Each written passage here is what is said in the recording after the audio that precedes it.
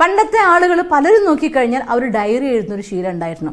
അന്നത്തെ കാര്യത്തെ ഞാൻ ഇന്നത് ചെയ്തു, ഇന്ന ആൾക്ക് ഇത്ര കൊടുത്തിരിക്കുന്നു, അവരെന്നോട് ഇങ്ങനെ പറഞ്ഞു, എനിക്ക് വിഷമായി, ഞാനത് സാരല്ല പോട്ടേന്ന് വിട്ടിരിക്കുന്നു. അങ്ങനെ മനസ്സിലുള്ള എല്ലാ കാര്യങ്ങളും ഡയറി എഴുതുന്ന ആളുകൾ എത്രയോ പേരുണ്ട്. ഒത്തിരി ഞാൻ കണ്ടെടുത്തോളം മഹാത്മാക്കളുടെ ഒക്കെ ജീവചരിത്രം നോക്കിയാൽ അവർക്കെല്ലാം തന്നെ ഡയറി എഴുതുന്നൊരു സ്വഭാവം ഉണ്ടായിരുന്നു. പല കാര്യങ്ങളും അവരുടെ ജീവിതം മറ്റുള്ളവർക്ക് മാതൃകയായി തീരുന്നത് തന്നെ ആ ഡയറി കുറിപ്പുകൾ വായിക്കുമ്പോഴൊക്കെ ആയിരുന്നു.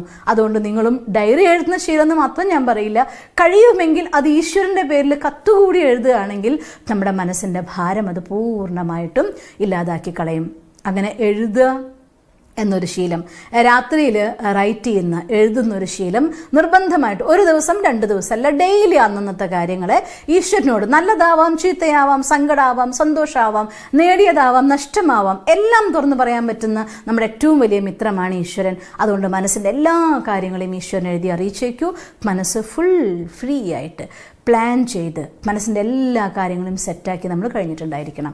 ഇത്രയും കാര്യം ചെയ്യുമ്പോഴേക്ക് തന്നെ നമ്മുടെ മനസ്സ് എന്തുകൊണ്ടാണെന്നറിയോ, ഉപബോധ മനസ്സെന്നാണ് ആക്ച്വലി ഇൻറ്റ്യൂഷൻ വരുന്നത് തന്നെ. ഇപ്പോൾ രാത്രി ഉറങ്ങും മുന്നേ മനസ്സിനെ കാലിയാക്കി കഴിയുമ്പോൾ മനസ്സൊരു ഫ്രീ ഫ്ലോയിൽ പോകാൻ തുടങ്ങും. അതിൻ്റെ സൈലൻസ്